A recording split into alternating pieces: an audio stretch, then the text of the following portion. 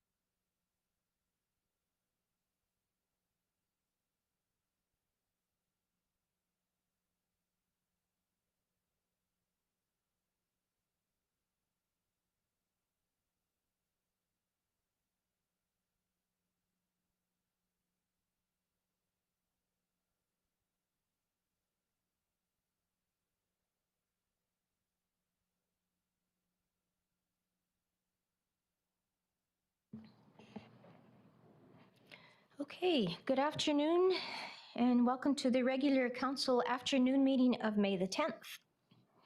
This meeting is being recorded live and is streaming on the District of Summerland YouTube channel, youtube.com, District of Summerland. All representations to council, written or verbal, will form part of the public record and be available to the public for viewing electronically or as a written record. Members of the public may access the meeting or participate in the following ways. Again, watch the meeting live or recorded on the youtube.com District of Summerland channel. If you wish to speak during the meeting and you haven't registered in advance, during the public comment opportunities, you may connect to the meeting by calling the meeting conference line at 778-907-2071 and entering meeting ID 506-489-9374 and passcode 485186. After I've provided everyone who has pre-registered with an opportunity to comment, the floor will be open to those on the conference line. Director of Corporate Services, are there any late items? There are none, Your Worship. Thank you. So I'll ask for approval of the agenda, please. Councillor Holmes and Councillor Van Elfen, all in favor. Thank you. And then we'll look at adopting the May 10th, to consider adoption of the April 26th afternoon council meeting minutes. Any changes in there? Okay, could I ask someone to bring that forward, please? Councillor Traynor, Councillor Van Alphen, all in favor? Thank you. No delegations. I will ask if there is anyone on the line for the first of the two public comment opportunities. There's no one, Your Worship. Thank you. So right on to business items 7.1, continuation of the quarterly update, strategic priorities for Q1, continuation from the April 26th regular council meeting. And I believe we're starting on slide 17 and over to the CAO. Thank you, Your Worship. Yes, you are correct. We are going to start right into the community resilience section of slides, and then we'll do the alternative energy, active lifestyles, and downtown vibrancy priority bubbles as well. The council will recall last time we worked our way through the infrastructure investment and good governance items already. So we'll continue on today in a similar format as we did last time, and taking questions along the way. And I think we have just a little over an hour to have the conversation. Okay, thank you. So I think this is for our Director of Corporate Services. Are you up next?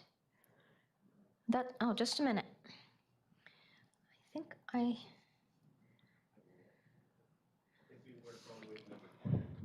Oh, I thought, oh, sorry, that's I had circled 17. So slide 20, this is for Brad. Oh, Brad is on Zoom now. Director of Development Services.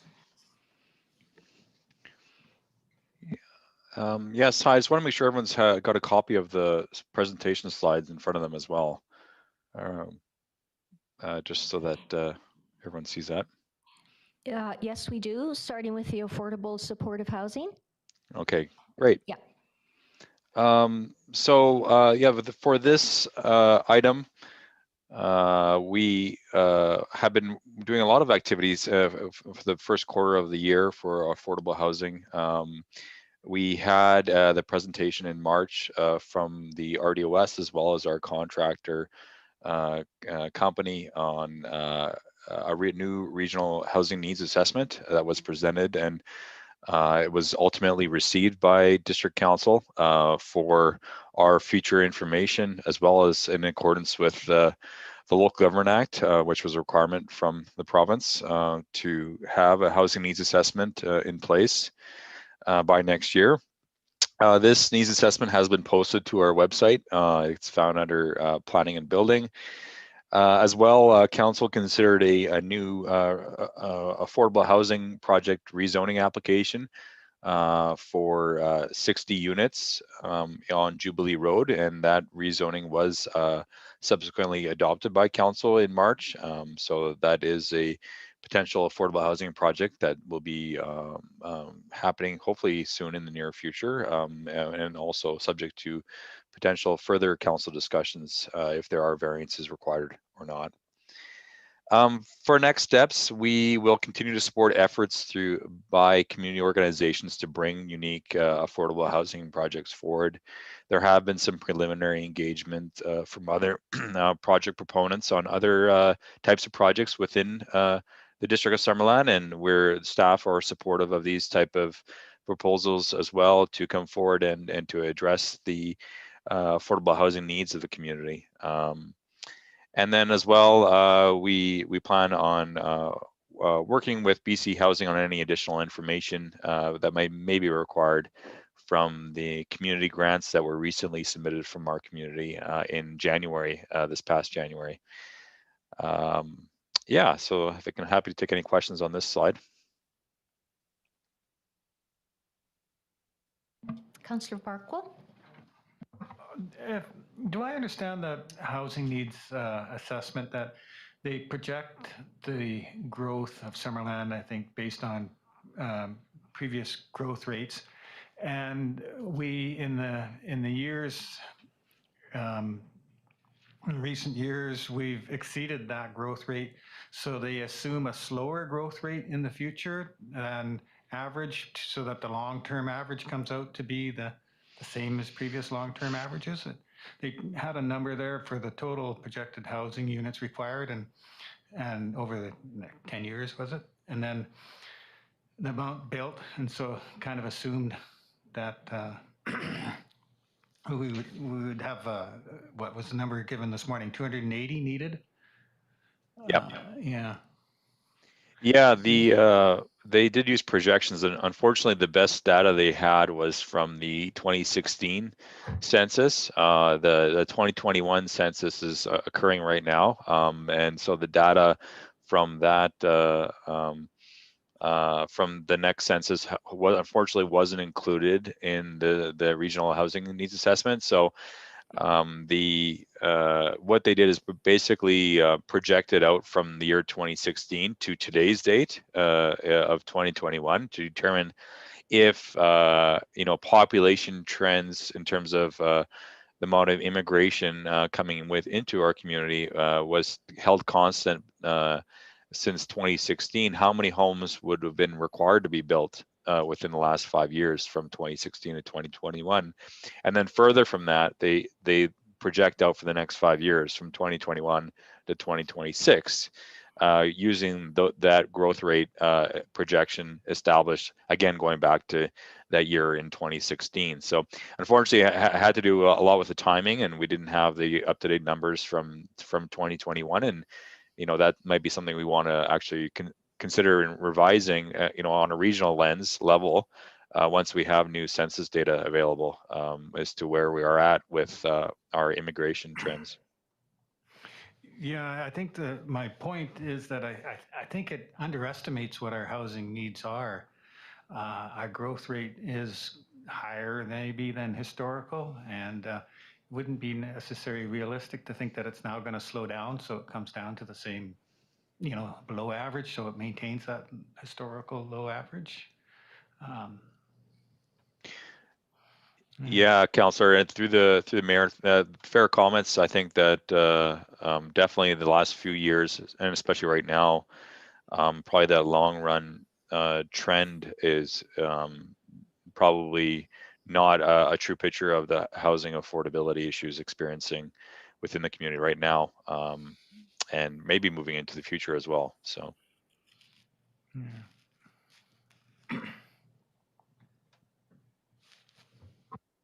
Any other questions on this slide? Okay, please carry on, Brad.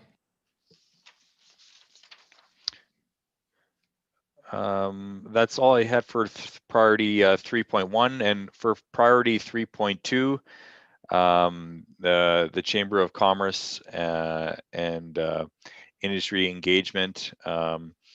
We've been working actively with the Chamber of Commerce since the fall on establishing a new cooperative working relationship and also a 5-year plan for their operations. To date, at the tail end of last year, we've implemented a new fee-for-service agreement with the Chamber of Commerce for the next 2 years, so it includes 2021 and 2022, to provide tourism, marketing, and visitor center services to the district for $110,000 per year. A big negotiation item from the district side was to no longer have the linkage with Chamber of Commerce fees directly tied to the business license fee renewal system, and that's been something that has been changed now and also moving into the future. We've partnered with the Chamber recently on the development of a new rapid review of the outdoor patio expansion process in light of the new COVID-19 restrictions for restaurants and in-person dining, that only patios are permitted. So we wanted to create a process that would allow for ease of small business to take advantage of that. And there's been a few successfully taken advantage of that within the community, which is great to see. And as well, council's aware of that the district partnered with the Chamber of Commerce on the waiving of business license fees for the calendar year of 2021 in an effort to reduce the impact on small businesses due to the pandemic and the impact of the pandemic on revenues for small businesses. So next steps, we're planning to come forward soon to council with plan on the future of the visitor center building itself. We've reached a tentative agreement with the Chamber of Commerce on the management of this building moving forward, and that will be coming forward fairly soon. And then as well, we've got it on my work plan to complete a benchmark comparison of business license fees in before the budget starts happening in Q3 of this year. And happy to take any questions on this one. Councillor Holmes has a question. Yeah, thank you. The fee-for-service agreement includes quarterly reporting to council. I'm just wondering when we can expect the first one from them. That's a great question. I think we'll have to follow up with Chamber and get back to you, Councillor. Thank you.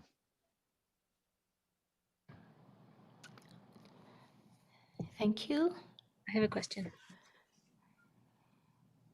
Oh, thank you, Councillor Carlson. When the slides are up there, I have difficulties remembering to look over here. So go ahead, please. Thank you. I'm just wondering if we are successful in transferring this to the chamber. What is it that the district needs to do for the visitor center building if it's no longer our building?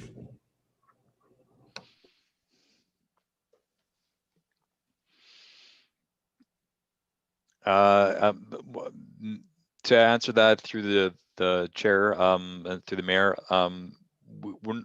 we're not sure exactly in terms of any requirements for the district if there is a transfer between the district and the Chamber of Commerce, if any. Part of the arrangement that we've tentatively agreed to, and it is all tentative still, is that the chamber purchases the land from the district and maintains the building moving forward. Thank you. I just wanted to make sure that that's my understanding, and I'm glad that's their understanding as well. Thank you.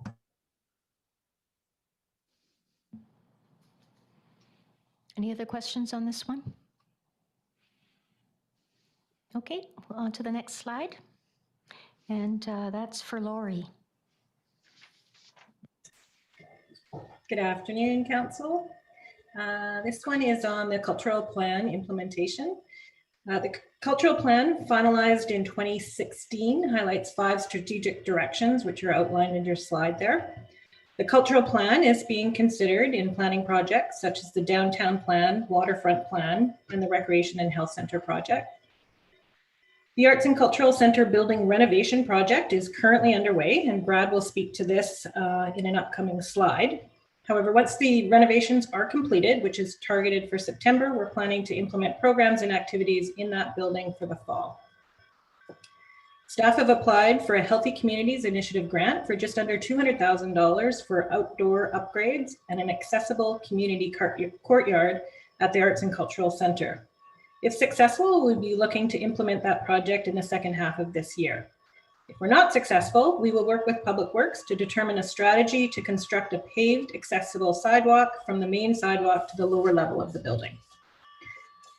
Staff have developed a lease and management agreement for the Arts and Cultural Center building for the Summerland Arts Council, which was issued on April 9th, and we hope to have this document executed in the upcoming weeks. Staff have developed Arts and Cultural Center room rental fees in consultation with the Arts Council, and we will have proposed rates for Council's consideration in the Fees and Charges Council report coming up later in the agenda. The 2021 banner program is underway with the theme of inclusion and diversity for this year. Staff are planning, prior to Center Stage Theatre reopening for community use, to discuss optimization and operational opportunities with School District 67 and the Arts Council. Staff will be working with the museum representatives on the procurement process for design drawings for the museum expansion project in the upcoming months, which includes a multi-purpose room for meetings and exhibits and a loading dock enclosure. And staff are also planning to come back to Council at the May 25th Council meeting to provide a more detailed update on the status of the cultural plan recommended actions. Thank you. Any questions for our Director of Community Services? Okay. On to the next slide, which is the South Okanagan Agricultural Food Hub. And this is Brad again. Thank you, Your Worship. Just to reiterate to Council, although you're familiar with the mission here, the Food Hub's mission is to build a regional agri-food capacity and connect food and agri-tech entrepreneurs to the right resources so that they can develop, successfully commercialize, and market new agri-food products and technologies, and while potentially redefining the food system within the District of Summerland and also regionally. We see this as a potential project to help our agricultural communities and the existing food system to become more sustainable, ecological resilient, and economically robust. So Council might be familiar that we did present an update to Council in early March, the March 8th meeting, as to the status of this project. We were actively looking for grant funding at the time, and we still are looking for grant funding from higher levels of government that could be applicable to the project. We did subsequently actually apply for one grant in early March, but we were denied grant funding at the tail end of March for that specific program. Was the Supply Chain Resiliency Grant Program. We've also, though, continued to receive and requested additional letters of support from other key stakeholder organizations, such as the BC Fruit Growers Association has recently provided us one, as well as a few other organizations. And for next steps, we plan to present actually to the Regional District Board of Directors in the next meeting, May 20th. We're on their schedule to present at their Planning and Development Committee. And we are asking at the RDOS board for support from the regional level to this project, as well as consideration of this project in the next review of regional grant and aid projects expected in the fall with the budget season on their end. As well, following that RDOS discussion and perhaps potentially gaining their support, we plan on setting up some meetings with regional MLAs and MPs. We've prepared a 2-pager document with an overview of the project that we hope to disseminate to our higher level politicians that they can share internally to both the provincial and federal levels with regards to this project. We will still continue to seek out new grant submissions and at the same time potentially revising our business plan in order to perhaps fine tune the plan to fall within a specific grant criteria. And then finally, we plan to we hope to establish a process to determine a location, ideally within the District of Summerland, but there may be the need to look farther afield than just the district boundary proper itself, and especially if we are truly considering this a regional project for the South Okanagan and Similkameen. And with that, I'm happy to take any questions on this project. Councillor Van Elfen and then Councillor Holmes. Thank you, Madam Mayor. Just more of a comment question. I don't know. I know believe May 17th, we're meeting with our neighbors, the PIB. Is this something that I think we should possibly want to have a conversation with our neighbors to the south? They may have some interest in this also. Through the mayor, we could certainly add that to the agenda. I think you're probably right. They would have as much of an interest as we do in the long-term sort of food security and other activation of the potential here. Yeah, I have a little bit of a couple of questions about the agenda. I thought it was more of, this initial one was more of a meet and greet, but I'm not really sure because most of us don't know any of the new council. But anyways, that's aside. I think that's a great idea because this is something that they have expressed interest in already. So bring them up to speed with the new council. It may not have to be at the 17th. I apologize, Madam Mayor, if it's if that's the intent of a meet and greet, I appreciate it, but Yeah.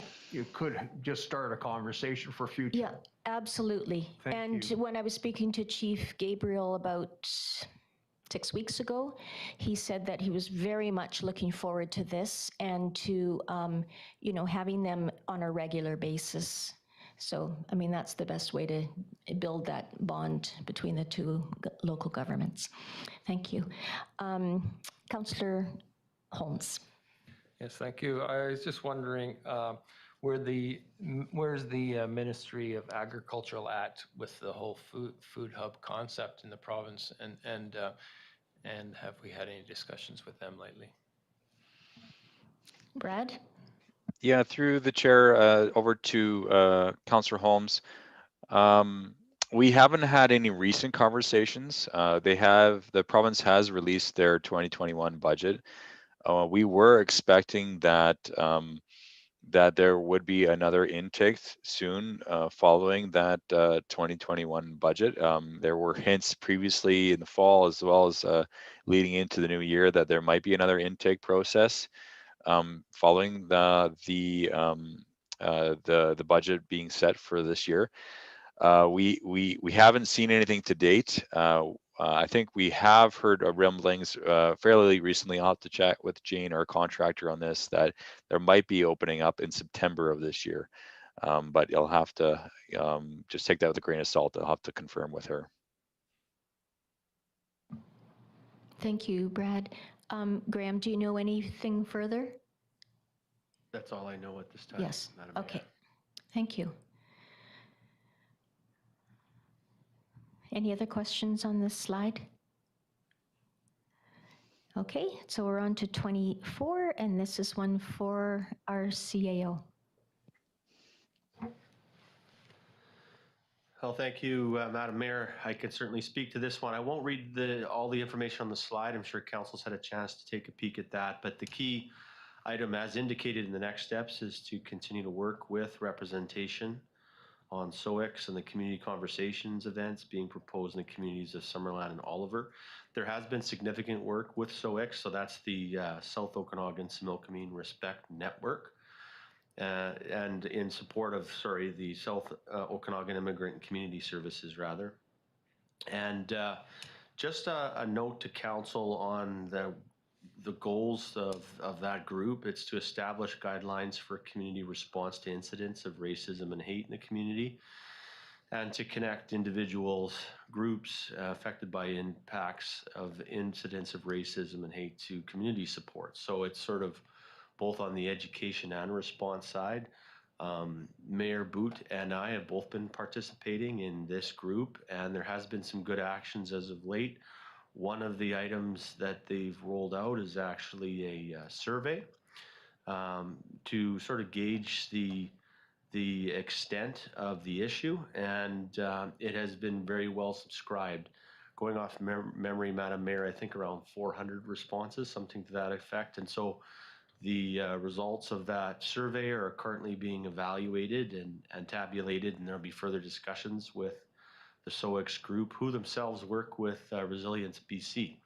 And so lots of good work there. But the other item I wanted to point out, just as of recently, as May 6th, there was a release of a diversity video, second diversity video, and that was official launch there, and also a news release being done. And the video is very compelling and really, I think, speaks to the importance of diversity and the challenge of these issues. And I think it's showing good collaboration also with sort of regional chambers that have been occurring. And so the network is building, the partnerships are building, the message is getting out. Good work is being done by SOEX, and we're happy to continue to participate in it. And further updates will be coming to council as the work matures.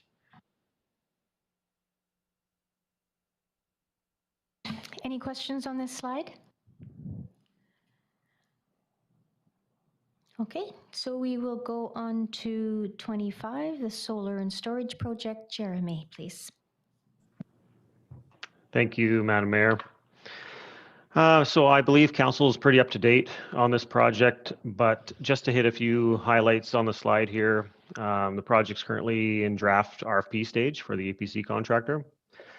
We do have that preliminary design, that 30% design as an attachment to that RFP in draft right now. That will help the bidders give a good competitive bid for Summerland to review. Now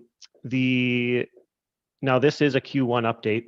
So right now we're in Q2. So, but as of the end of Q1, we had the QEP RFP released. And as of today, that's been awarded. And regarding the site itself, we do have some material removal to do on site and are working towards that.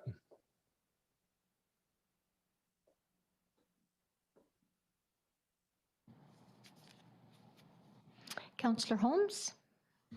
Yeah, thank you. I just wonder if I could get clarification on, so the 30% engineering that ATCO is doing now to be included in the engineering and procurement and construction phase, what does that 30% engineering include? I mean, how do you do, what engineering do you need to do in order to figure out what engineering you need to do?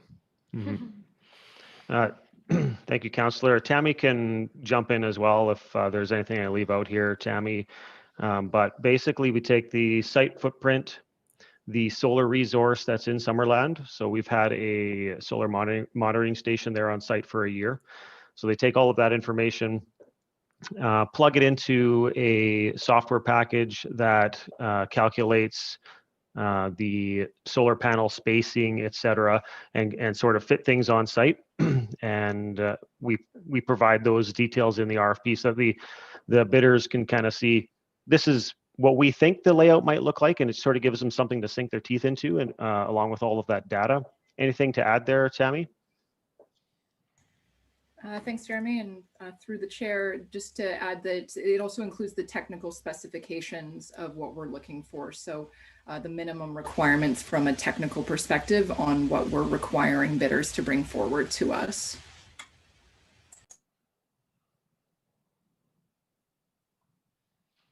Do you have a follow-up question to that? Okay, thank you. Any other questions on the solar and battery project? Okay, on to the next one, number 26. This is for Director of Corporate Services. Thank you, Madam Mayor. This year, Council endorsed the second of two energy and emissions reduction plans, being the corporate plan. This plan, in conjunction with the community plan that was endorsed in 2020, offers a 5-year implementation with action items in support of the district and community efforts to achieve low carbon resilience. For 2021, the Community Climate Action Advisory Committee is well positioned to support education, engagement, and processes related to the implementation of the BC Energy Step Code, while the corporate plan includes the addition of several fleet electric vehicles, upgraded HVAC units in multiple district-owned buildings, and budget to procure LED upgrades in district-owned facilities. And I'm happy to take any questions, or Tammy is on the line as well.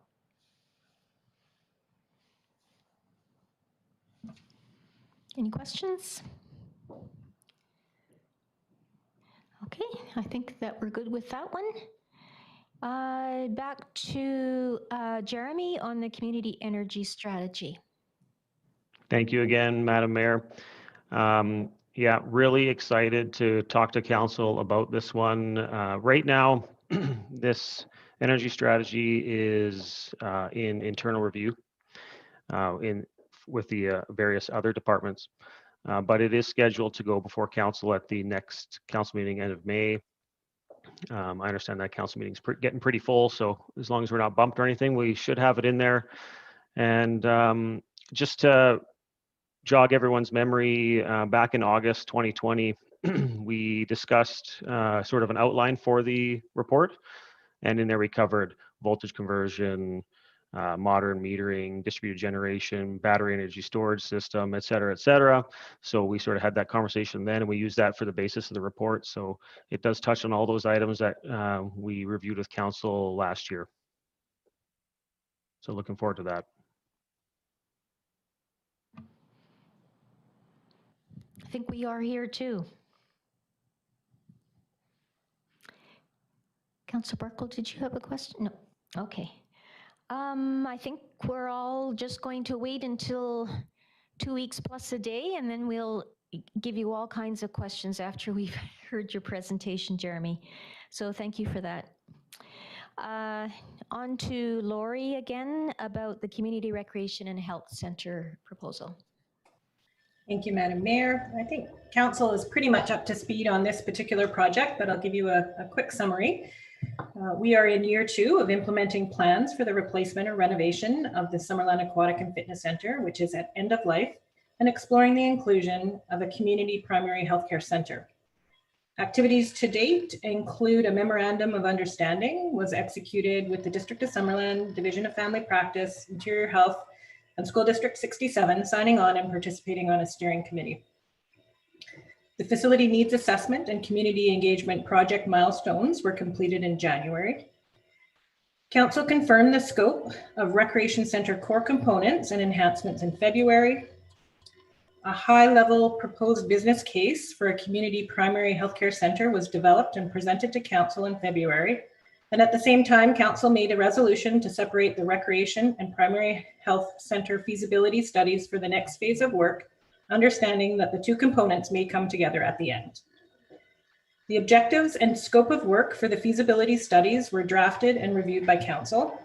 The request for proposals closed on May 5th and proposal evaluations are currently underway. Staff met with the Assistant Deputy Minister, Ted Patterson, on April 9th, who provided some insights and feedback for consideration on the primary healthcare center as we move forward. And the next steps for 2021 is the implementation of the feasibility and site fit studies and further engagement with the Penticton Indian Band.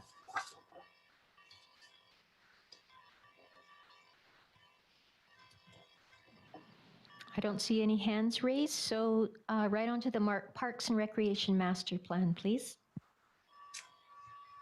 The Parks and Recreation Master Plan was finalized in June 2018 and provides strategic direction to the District of Summerland regarding park use, facilities, and services over the following 10 years and includes over 140 recommendations. While there are several projects on the go, I've highlighted a few key projects in this update. The Parks and Recreation fees and charges, market research, community group engagement and meetings with Council, and the Parks and Recreation Advisory Committee has been completed, and a follow-up report will be presented to Council later this afternoon. A geotechnical assessment of the Lakeshore Racket Center has been completed to determine whether the property is suitable for constructing new tennis courts. The results have been submitted to the district. I'll just quickly highlight what we found out through that geotechnical assessment. Both test pits encountered approximately 1.2 meters of uncontrolled fill, such as bricks, rock, gravel, and some wood debris, and there could be some settlement issues. The results of the two holes were very similar. One encountered an old drainage field, which had higher groundwater, but the consultant noted that this could be addressed during construction if necessary. This indicates that it does not make a difference whether to use the north or the south section of the property should we want to move forward in those locations. The report outlines two options for mitigating the potential settlement issues during construction. Option 1 involves removal and replacement of the uncontrolled fill to approximately 1.2 meters below the existing ground level. Given the high groundwater table and the amount of fill, this option may be cost prohibitive. However, I have asked for them to come back with some costing on both of these options, some high-level costing. Option 2 involves leveling and moisture compacting of the existing crush in the parking area and the addition of biaxial grid to mitigate the risks of differential settlement. If construction, moving forward with construction, it extends to any of the grassy areas on the site, the topsoil will need to be removed and replaced with 0.3 meters of structural fill. Given the existing courts don't show any excessive settlement or cracking and are likely on the same fill material as the parking lot, the consultant does not foresee serious issues with option 2. The report indicates even with the addition of the biaxial grid in the option 2, no settlement cannot be guaranteed. The next steps for this project will be to obtain estimates for the court construction and discuss partnership opportunities with the Lakeshore Racquet Club. This information will come forward for council's consideration as part of the 2022 budget deliberations. As far as the dog park, a final report was issued in December, which outlines the results of community engagement and high-level costing for a fenced off-leash dog park for Powell Beach Park, Living Memorial Park, and the Summerland Rodeo Grounds. Council directed staff to further investigate Dale Meadows Sports Complex and Fosbury easement locations. Staff are currently working with a landscape architect to try to find a suitable space and layout at the Dale Meadows Sports Complex, which does not significantly impact the current park amenities and use. We had an on-site meeting with Ministry of Transportation and Infrastructure staff at the Fosbury easement site in February, and no concerns were identified by the ministry staff. However, the ministry has now requested that we hold until further notice, as the ministry has received some letters of concern about this project. I've sent numerous requests to the ministry for an update and have not had a response yet. So I apologize for the delay of this coming back to council. However, I really wanted to come back with designs and costs for both these locations prior to presenting to council. I will continue to reach out to the ministry to get an update on whether or not we can continue to consider this location for this use. For the Peach Orchard Campground Pickleball Court Upgrades Project, staff have issued requests for quotes and have awarded this work for the court resurfacing and fencing. The work is currently slated for mid-August, which was the earliest time that Tomco could come on site. However, if they get an opening earlier in the year, we will look to mobilize at that time. And as Chris has mentioned in his slides at the last council meeting, flood mitigation works are underway with the pathway repairs near Rotary Beach, and Centennial Trail along Ineas Creek is still awaiting permit proposals and confirmation of EMBC funds. And that concludes that slide. Councillor Holmes? Yes, thank you. Just in regards to the dog park, I guess the question is, how long are we going to wait for the ministry and before just, deciding maybe we should just proceed with Dale Meadows, and especially if we decide that Dale Meadows is the preferred site anyways, what's the point of sitting around waiting for the ministry? So I'm just wondering at what, how patient should we be? Is that a question that council needs to address, Graham? Thank you, Madam Mayor. I think it could be. I was also just going to see if Lori had an initial response in terms of if she's been given any kind of indication from the ministry at all about if a response may be forthcoming. I know you've made efforts, Lori, but, or if you have perspective there to offer council before we conclude that. Yeah, and I've had zero response as far as even an indication on when they're expecting an answer. So unfortunately, I don't know when we'll hear back from them. However, if council would wish for me to come forward, I should have information ready for council's consideration around Dale Meadows by the second meeting in June, if they would like me to come back then. Thank you. Councillor Traynor, followed by Councillor Patton. Yeah, I was going to make the same comment as Councillor Holmes. I would like to see information about the Dale Meadows location, because I mean, we could be waiting forever to hear back from the Ministry of Transportation. So, we've been waiting so long for this project. It's been going on forever. And so I think that if we've got information that will be ready in mid-June about one of the locations, I think that we should just hear it at council. So that was just the first comment I had. The second comment I had was, Lori, do you have an update on the Memorial Park Playground project at all? Yeah, that's coming up on a future slide. Oh, it is. Okay, thank you. Councillor Patton? Thank you, Madam Mayor. Yeah, I'd like to speak in regards to what Councillor Holmes also said. Is yesterday I had some folks come to my house to talk to me about the dog park, and especially the Fosbury. And they were under the impression that it was a go on Fosbury. And I told them that we hadn't made any decisions, that no information has come forward.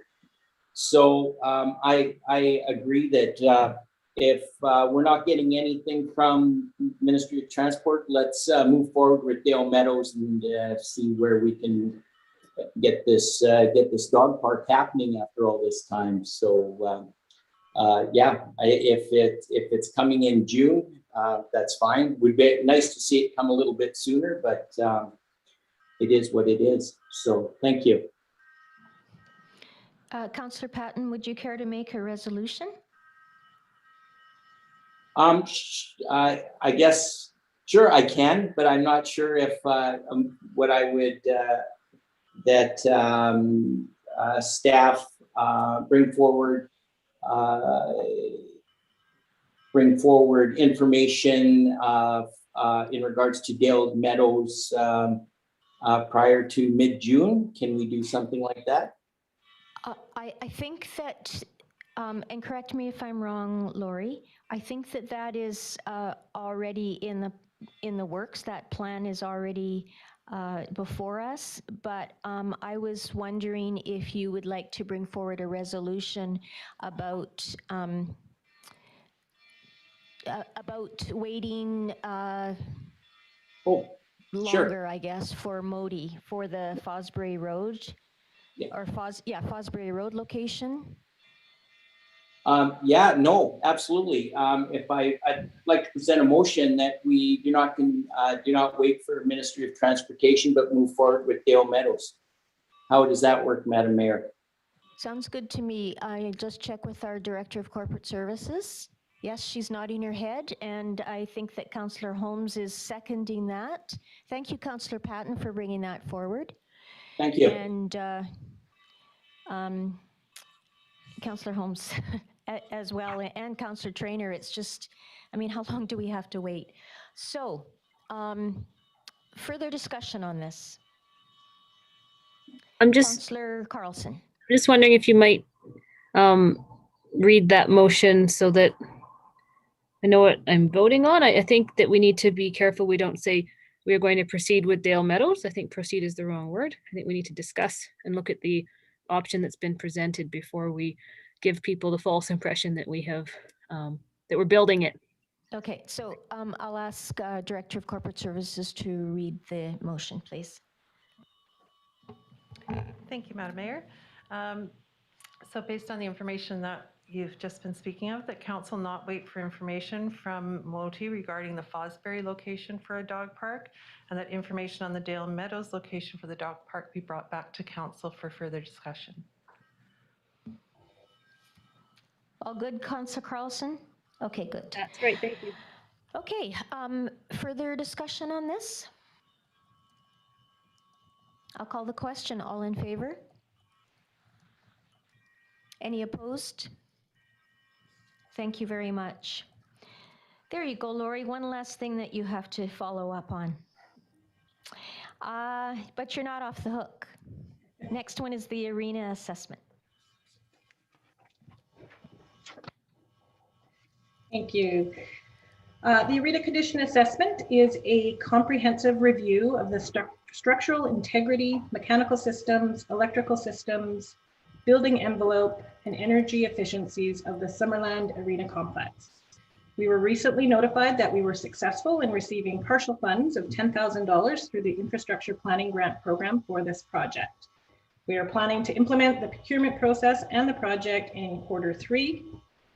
And I'll just highlight that the project will also include an asset cycle plan. It will identify requirements to ensure compliance with municipal and provincial code requirements.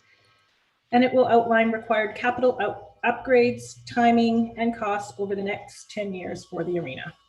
Thank you.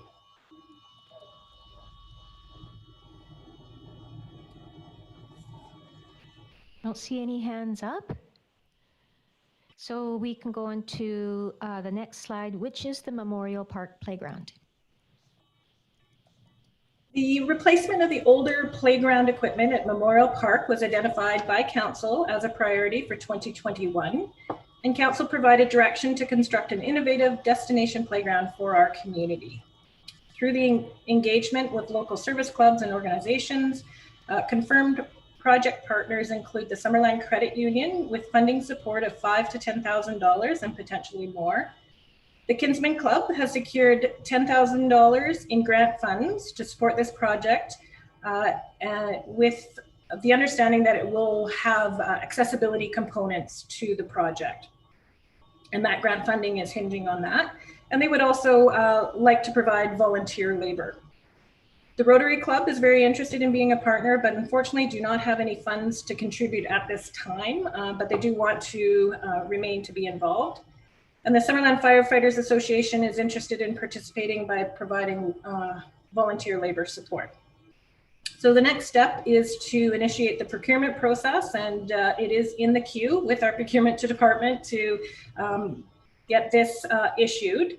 And we've discussed implementing a two-step process where we develop and implement an RFP and select a preferred playground proponent that we want to work with. And then we would work with that proponent to design and build a playground of our choice, which will allow us opportunity to custom design our playground with the input from staff, project partners, and from council. And we could also look at an opportunity to implement community input if council would like to see community engagement as part of this project. After the design is confirmed, we would negotiate a final contract with the proponent within the budget. The construction timeline for this project is targeted for Q3, but that would be dependent on the contractor availability and how quickly the playground products could be delivered. That timeline would probably be set out from what we hear when we go out for RFP. So I'm happy to answer any questions. Questions, Council? Councillor Van Elfen. Thank you, Madam Mayor. Question through to Lori, if I may. Any update on the fitness equipment? Thank you, Councillor Van Elfen. Yeah, we had a bit of a delay. We wanted to get that in first thing in the spring. However, there were hazard trees identified in that location that I don't know if council's been by the park lately, but some big trees had to get removed from that area, which has just recently been cleaned out. And so the concrete pad where we're putting the fitness equipment has just been power washed, and the next step will be to put a surface coating on that and install the equipment. So I'm hoping that can happen in the next month. Thank you, Lori. Councillor Traynor. Yeah, my question is for Lori. Lori, could you remind us of the budget for this project again? For the Memorial Park? Yeah. 250,000 is committed from council, and then we have the additional funds from the service clubs to add to that. Okay, great. That's a good amount. Hopefully we can get something really nice for that. Thank you. Councillor Carlson. There are components like the swings and the newer, smaller playground. I'm just wondering if the intention would be to replace the entire Memorial Park and then things that are able to be moved to other locations like Peach Orchard Beach or the campground, if that was something staff has been discussing as well. Yeah, through the mayor, we'll include that in our RFP and put that back out to the people bidding on the project to say that option is available. So we could look at working around the equipment, the newer equipment, or we could look at moving and relocating. So we'll be reaching out to those experts in the playground industry to come back to us with suggestions for our consideration around that.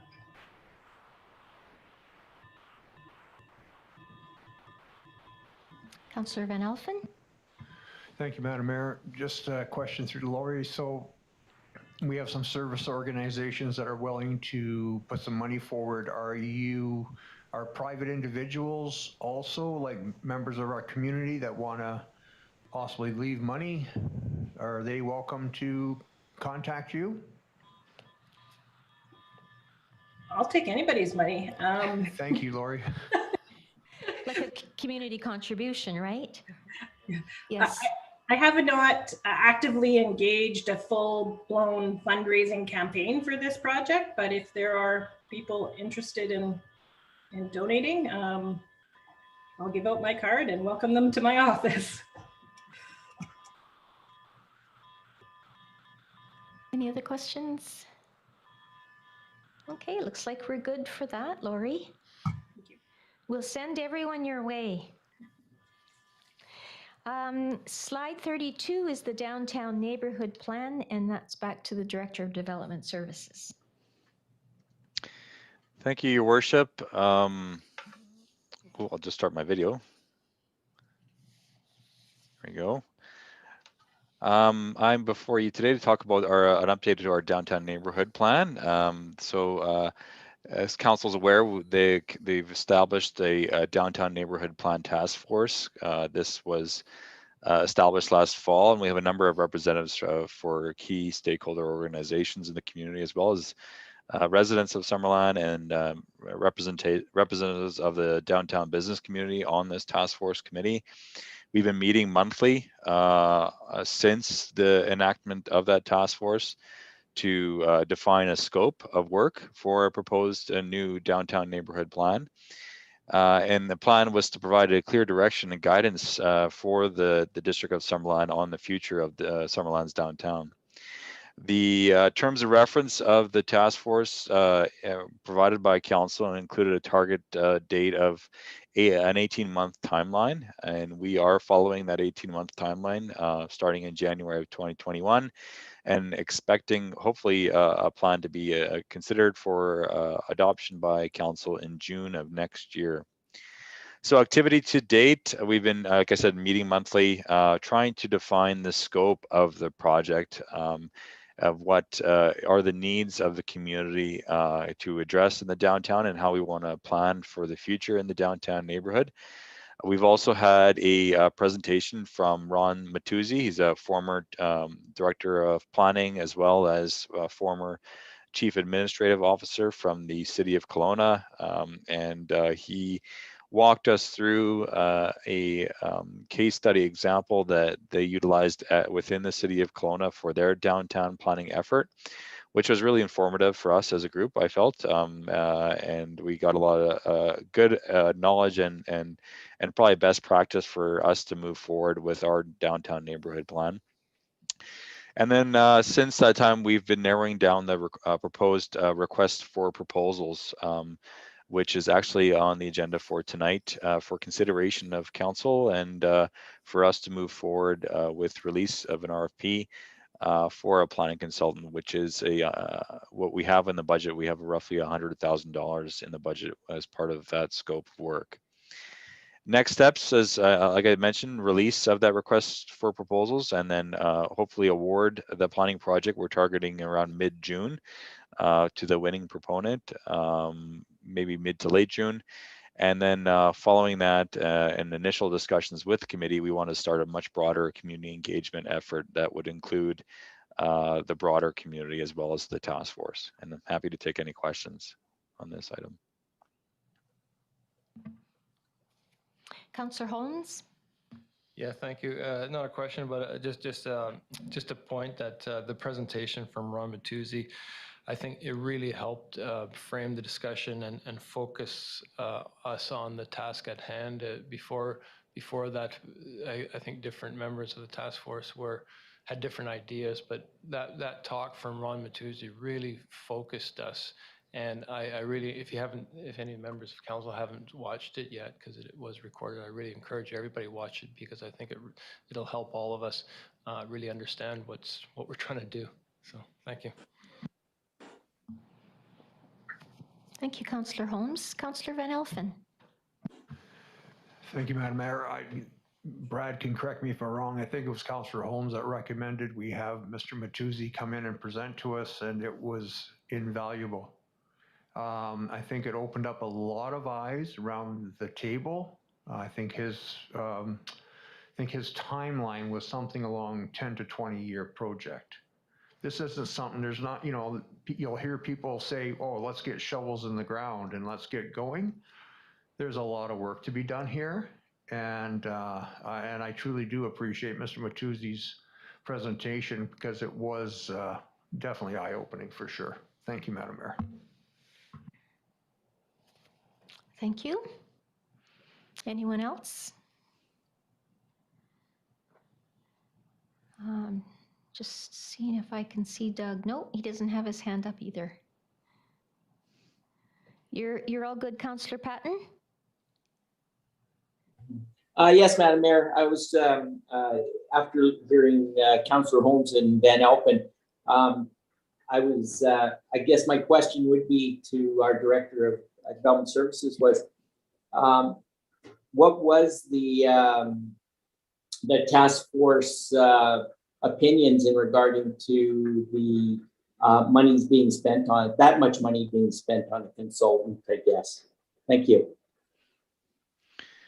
Yeah, through the chair to respond to that question to Councillor Patton. I think there was a mixed opinion. We did have some representation from the Chamber of Commerce that had concerns with regards to the spending of that much amount of money.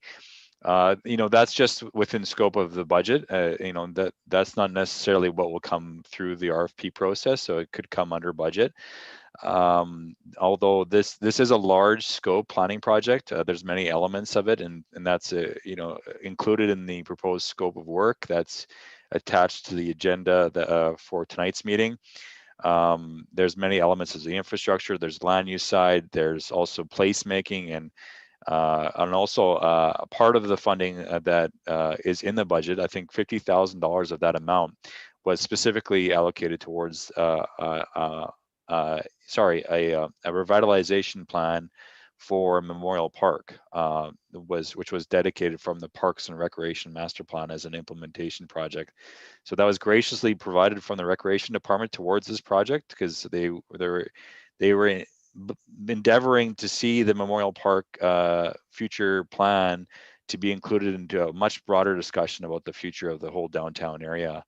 And how it links into that downtown area is going to be key.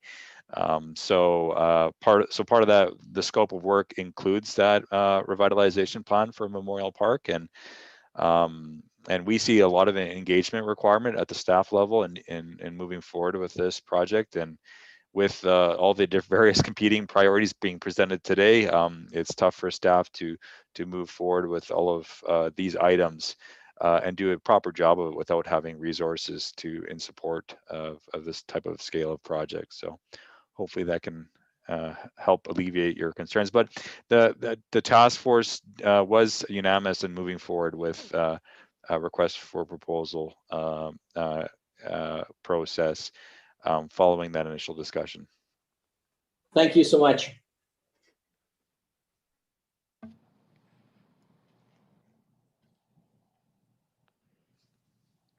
Okay, if there aren't any other questions, we'll move on to the Arts and Culture Center renovation. Oh, that's myself again. Item 6.2, the Arts and Cultural Center renovation project. We did provide some additional funding back in February with council that were funded from reserve to proceed with this renovation project. Following that additional funding being allocated to the project, we went forward with the award of their project to Sawchuck Developments, and construction was initiated in late March. We also have a temporary lease arrangement with the art gallery, and as well for them to be located within the municipal hall. And I know Lori has also negotiated on behalf of the district the use of the building moving forward once the renovation is complete with the art gallery. Lori already mentioned we did apply for the additional scope of work over and above our funding amount that we're waiting to see if we were successful with for completion of exterior landscape improvements to improve exterior accessibility to the building. And we're hopeful that we're successful with that grant application. So we're continually completing work right now with the building. We're currently on schedule still for the end of August 2021 for completion. If that we are successful with that grant submission, we're going to probably submit a change order for a large amount to Sawchuck to complete that additional work for the exterior, as it was an additionally priced item with Sawchuck, and hopefully tack that on to the scope of this project, which would be a huge benefit, I think, to the community. And with that, I'm hoping to pass it on to any questions, I guess, if council has any.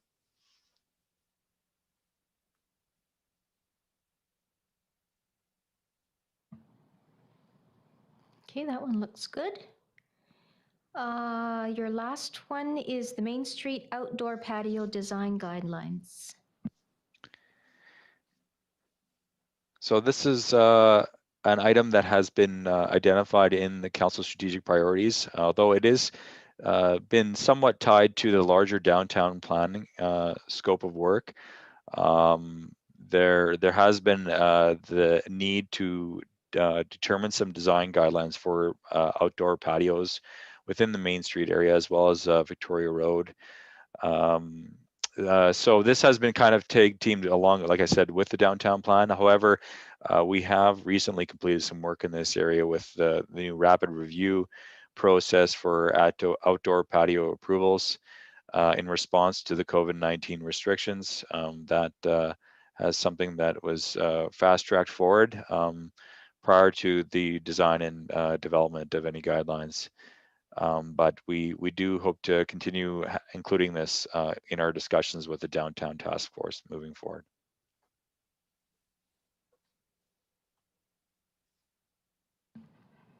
Questions on this one? I just have one question. It's titled Main Street. You mentioned Victoria Road as well. Could every area, like Henry Avenue, where there's a patio now too, be included in that title, just like downtown outdoor patio design? I don't know what it might be, but just not to exclude anyone. And as I'm saying this, I'm thinking, well, maybe that was that establishment's decision because of the COVID restrictions, and it wouldn't be something that they would want to continue on. But I think that if we can be as inclusive as we can, then perhaps that's the way to go. We can definitely change the heading for this priority. If council so directs us to do that, it'd be fine.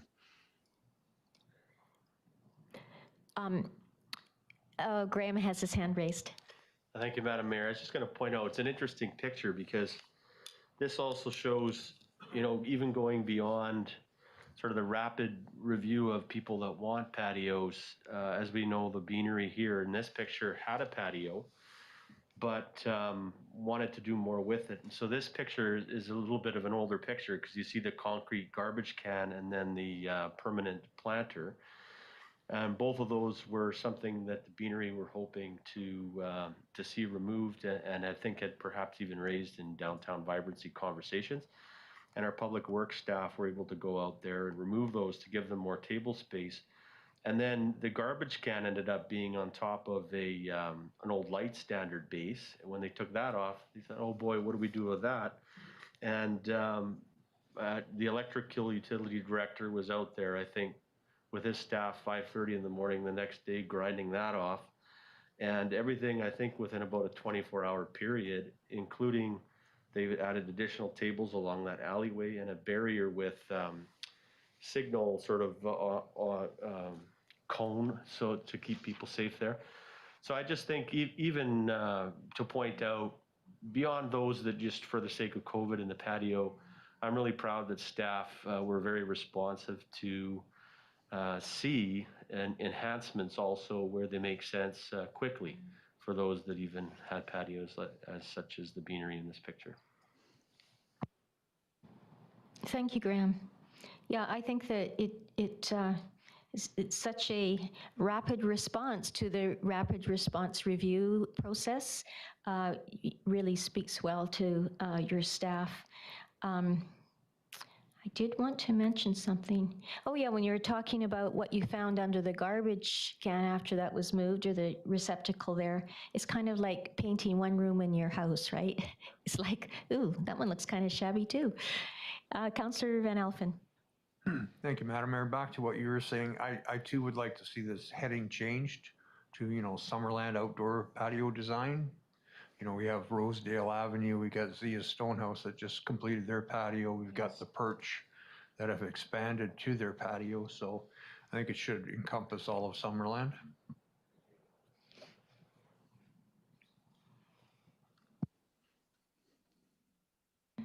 Okay, so that brings us to the end of the individual slides, and now Graham is going to give us a summary of where we're at with various things in our strategic priorities. Thank you, Madam Mayor. Yes, just this last slide, it's the beginning of sort of a heat map, a bit of a dashboard that we'll continue to develop as time goes on with these quarterly updates. Obviously green things on track and clear path ahead. Some of the pink doesn't necessarily mean off track, but perhaps some decisions needing to be made, or in some cases we're waiting for grant funding, for example. So we'll continue to monitor these priorities. As you know, we've built it into kind of an operational rhythm on a quarterly basis. We'll continue to track the elements and be able to report on them. And I think also just to state that council's priorities are our priorities in the administration here, and performance contracts of our senior management team and other staff will be tied to the priorities of council in terms of the work that they're working on as well. And certainly the overarching work of the district, whether we're talking infrastructure or community resilience or active lifestyles, all the work of staff tie in one way or another to these priorities. And I think it shows really good alignment to make sure that we're focused on the priorities of the council and reporting on them. And then, of course, being accountable to their delivery, even and through our performance agreements for staff that are being developed this year.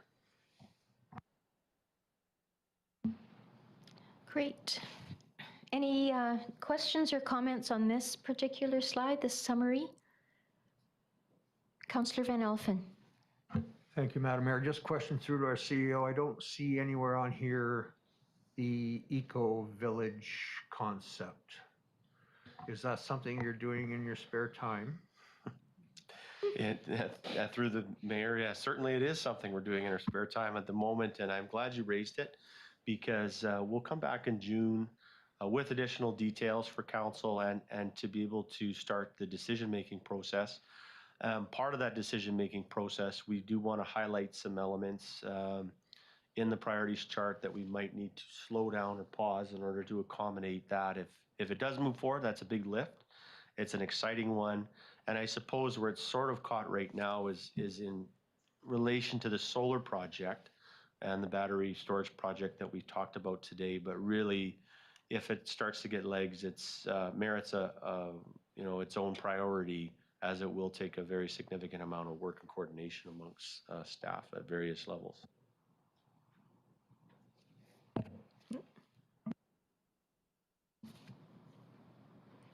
Yeah, thank you for noticing that that wasn't on there yet. We've been talking about it, but it's not there yet. Okay, any other questions or comments? Did you have something else to add, Councillor Van Alphen? No. Okay.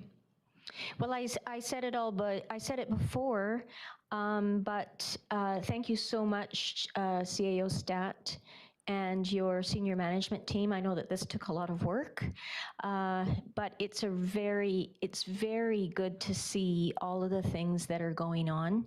And when Councillor Van Alphen brought forward the Eco-Village not being on there, we as a council, as you know, need to be cognizant of the fact that if we're adding something to that is, a big project, we might have to slow down something, as you say, or push things aside for a bit of time. But it's really great to have this the first of the quarterly updates.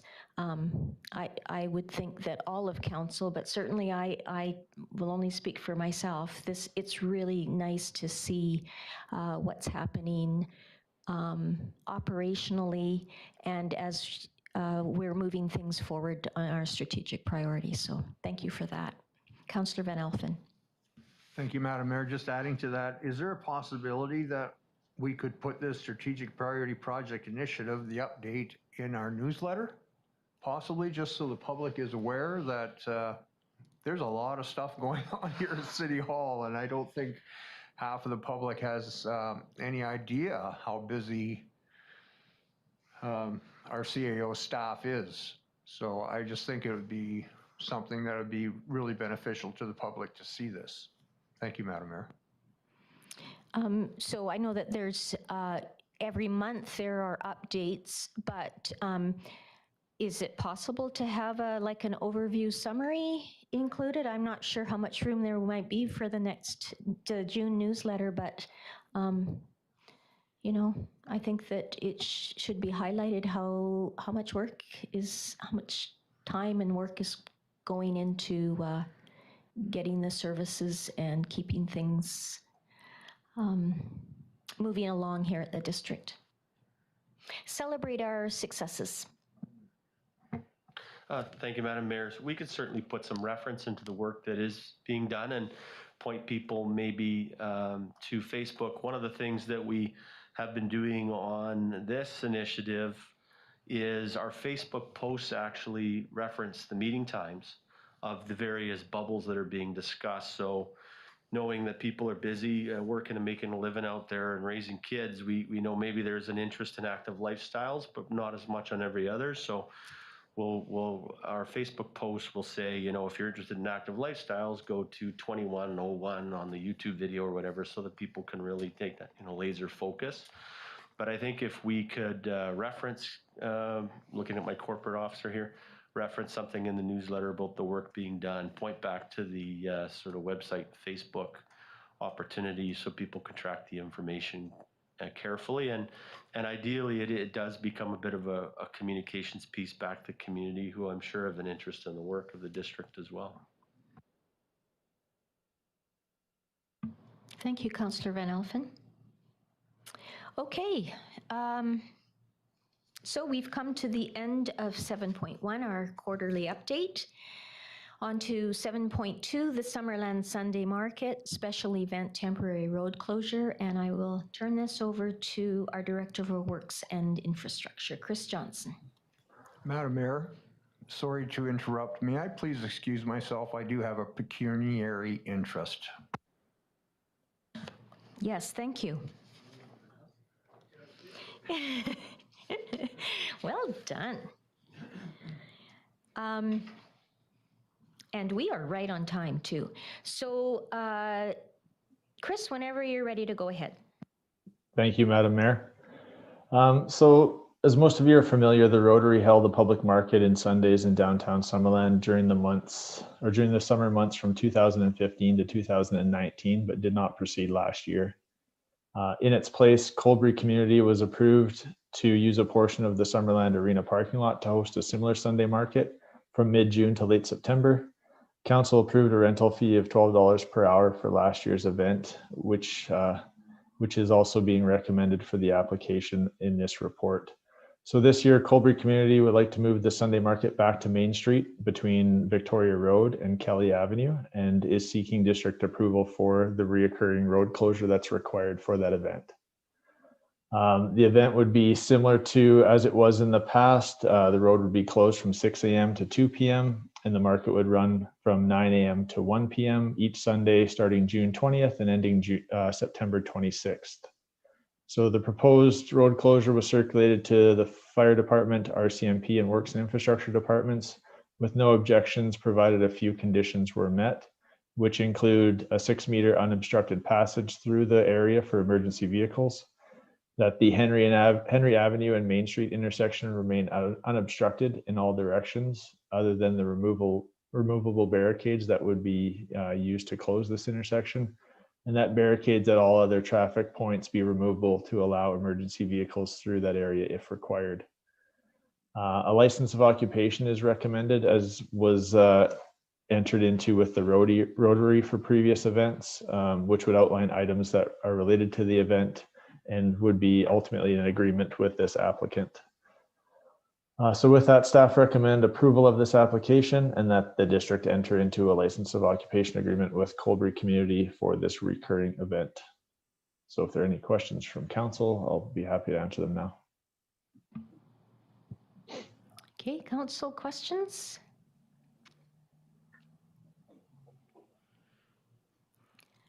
Would someone like to bring forward a motion, please? Councillor Patton. Thank you, Madam Mayor. That the special event temporary road sidewalk or parking stall closure application to close Main Street from Kelly Avenue to Victoria Road on Sundays, 6 a.m. to 2 p.m. from June 20th, 2021 to September 26, 2021, as requested by Colebury Community to hold the Summerland Sunday Market, be approved. And that an hourly rental fee of $12 be charged for the duration of 2021 Summerland Sunday Market. And that the district enter into a license of occupation with Colebury Community for the Summerland Sunday Market for the 2021 season. Thank you, Councillor Patton, seconded by Councillor Traynor. Any further discussion on this? I'll call the question. All in favor? Any opposed? Okay, that carries unanimously. Thank you. And it's time for a break. It's about 2:21. How about if we break until 2:35? Does that work for you, Director of Corporate Services? Good. Okay. So Councillor Van Elfen, welcome back. We're taking a break until 2:35.